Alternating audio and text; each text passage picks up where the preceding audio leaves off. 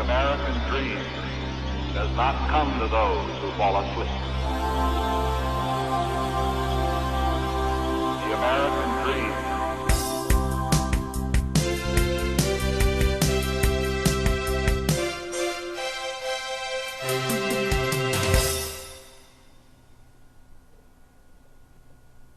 Hi, welcome back. Again, my name is Paul Gruber, and this is the Pronunciation Workshop's second session. I hope things have been going well since we last met. I would like to just mention again that there are literally hundreds of languages around the world, and every language has its own set of characteristics.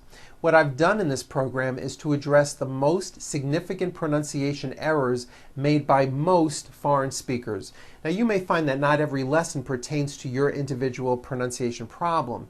If that's the case, well then that's great because you've got less to work on. But I'd hate you to miss out on anything important. Therefore, I still do recommend that you watch all of the sessions in chronological order from the first session to the last session to get the most out of this program. And then later on, if you feel you need more practice, review the sessions which you feel may need more attention. Okay, let's get started with today's session. In this video, we are going to talk about voicing. We'll also talk about consonant pairs and what they are. And then we'll cover S sounds and Z sounds. Okay, here we go.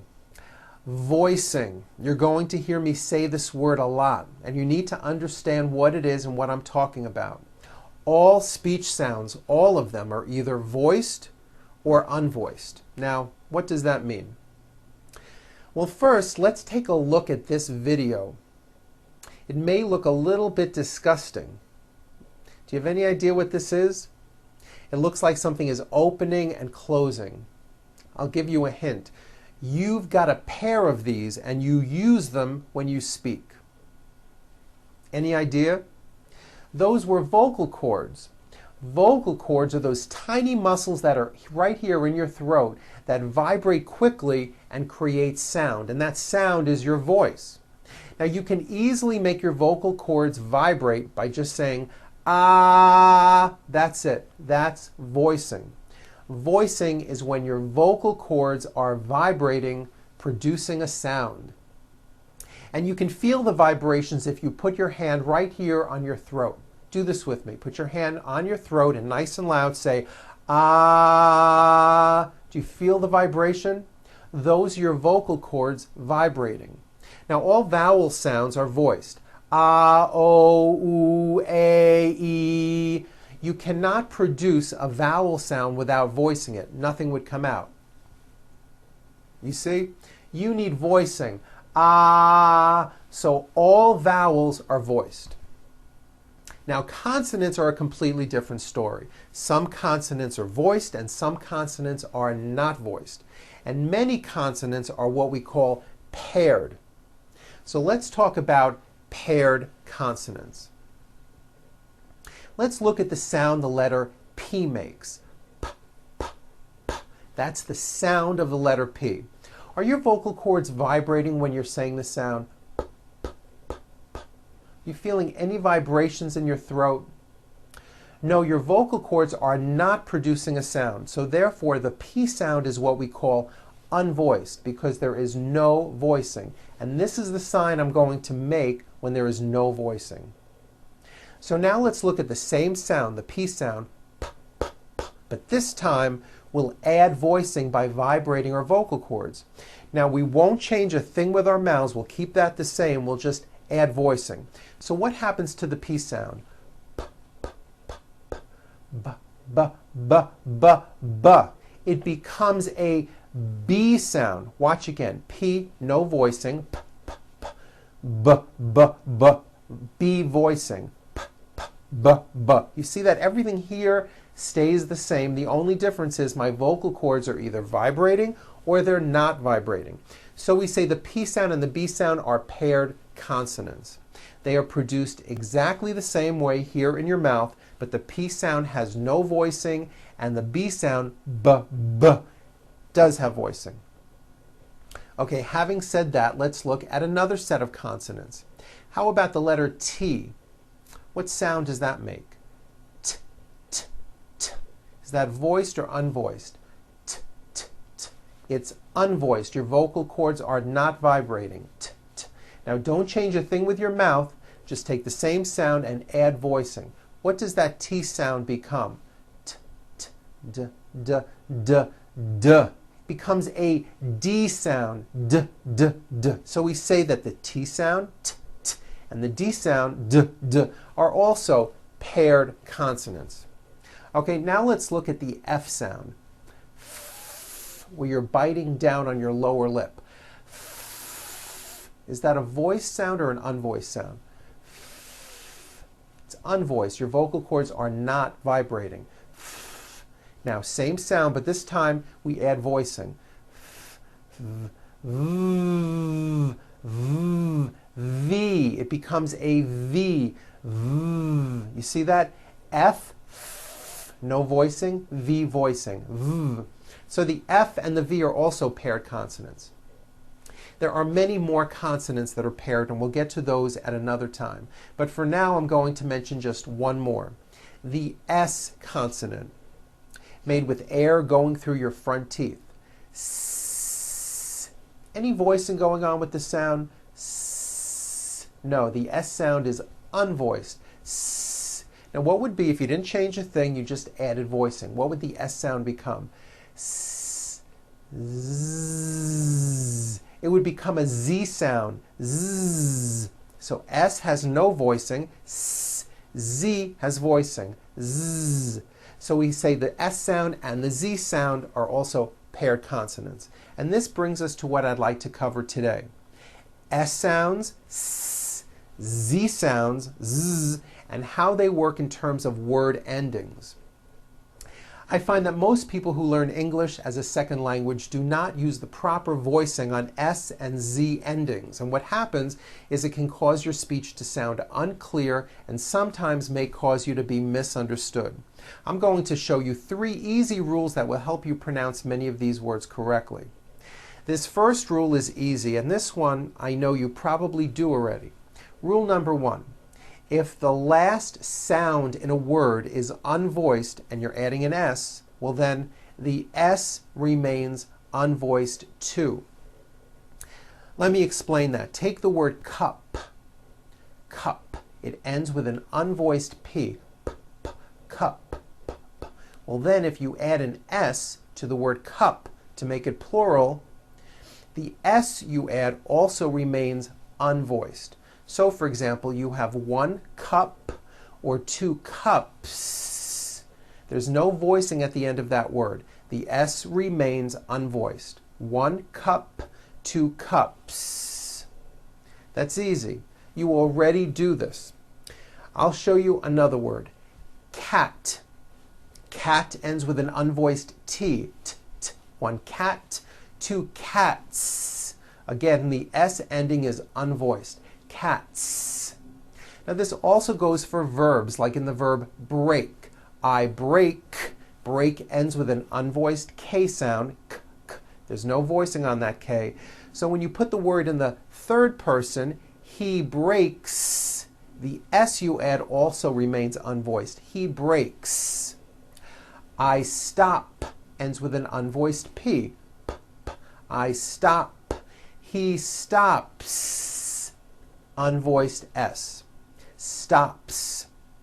Now, as I said, you already follow this rule, and there really isn't anything new to know.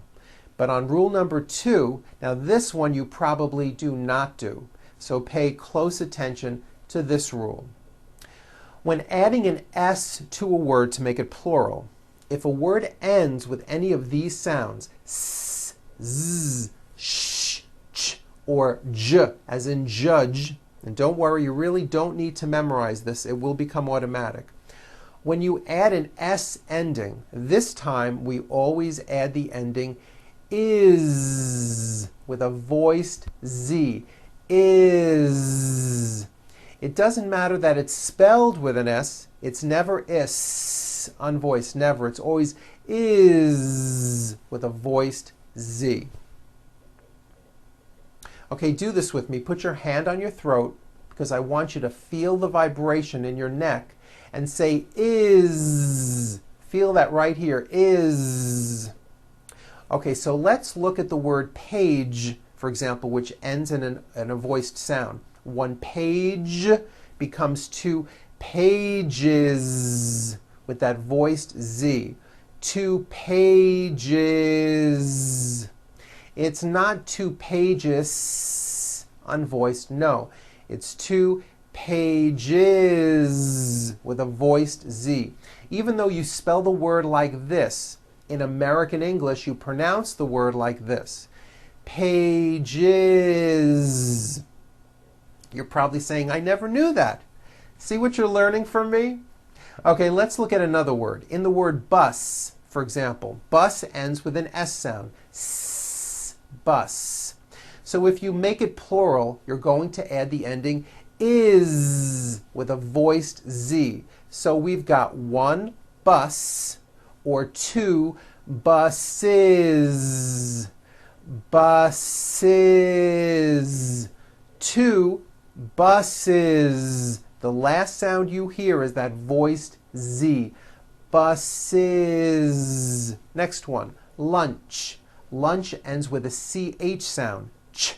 So we've got one lunch or two lunch is. Lunches. Very good. Let's do some verbs. Raise, meaning like to raise my hand. Now this word is a bit unusual because even though it is spelled with an S, it's pronounced with a voiced Z. Raise. So we say I raise with a voiced Z ending, and he raises. Raises. He raises his hand. It's voiced. Next one, brush, like to brush my teeth. I brush, he brushes. Brushes. It's a voiced ending. Push, I push, he pushes. He pushes. Very good. By voicing these endings, your speech will become clearer, sharper, and cleaner. Most likely you haven't noticed that American English is spoken this way, but now that I've pointed it out, listen for it when you hear people speak. To an American listener, this makes a very big difference. Okay, here comes the third rule. This one's easy. If a word ends with a vowel sound, all you do is add a voiced Z. It's simple. Let's look at the word tree. The last sound you hear in that word is the vowel E. And remember, a vowel is always voiced. So the word ends in a voiced sound. Tree. So what you want to do if you're going to add an S to a word like this to make it plural is you continue the voicing throughout the whole word and add on a voiced Z. So here we go. You've got one tree or two trees. It's not trees with an unvoiced S. It's trees with that voiced ending. You see that? Another example, the word day. It ends with the vowel sound A. So you have one day or two days. It's not days, unvoiced. It's days with a voiced Z ending. Next one, shoe. One shoe, two shoes. Next is the verb fly, which ends in the vowel sound I. So you've got I fly, he flies. Keep that ending voiced. Flies. The last sound you hear in the word game is the M sound, which is a voiced consonant. So because of that, when you add an S, the S should also be voiced. One game, two games. Games. Another word, head, ends with a voiced D, d, d. So we've got one head or two heads. Heads. It's voiced. Two heads. Very good. Next word, train, ends with a voiced N. See that? So you've got one train or two trains. Two trains with a voiced Z ending. Song ends with a voiced NG sound. So if you make it plural, don't forget to add a voiced Z ending. You've got one song or two songs. Two songs. Now, what I just showed you takes some practice to actually incorporate it into your English. But I can tell you from past experience that most of my clients were able to master these S and Z voiced endings in just a few weeks. Okay, now for something else. As you know by now, English is a difficult and a crazy language. All these words that I'm going to show you now are written with an S. However, they are all pronounced with a voiced Z. Why this is, I have no idea, but this is how English is. Here we go. The word is, it's not is on voice, it's pronounced as if it were a Z. Is, this is good. You hear that? Is. His, same thing. It also has a voiced Z ending. His mom is Mary. As, you pronounce it with a voiced Z. As the phone rang. Was, which is a very common word. It was raining. These, voiced ending. These are my children. Those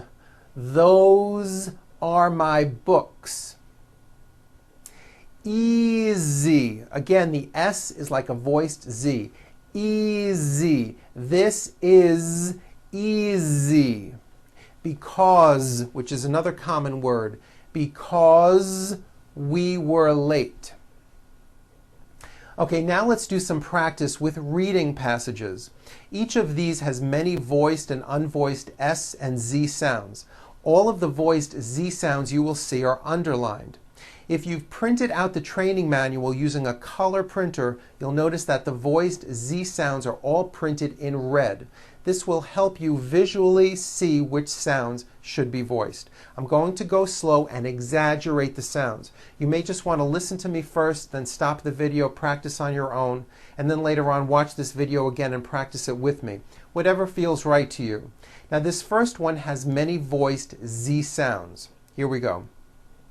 Another zippy, zappy, crazy day comes to a close as we zoom up to Joe's snooze zone. Zoe Jones of Zodiac Zoo plays with her zipper. Very good. Next one. Last week, Jim's brothers were picked to represent their country in the Olympic Games. Two of the brothers were swimmers, while the other two were long-distance runners. All of the brothers wore glasses. These athletes worked hard at qualifying for the games and were hoping to come home with prizes. Since the brothers go to the same university, they often take the same courses.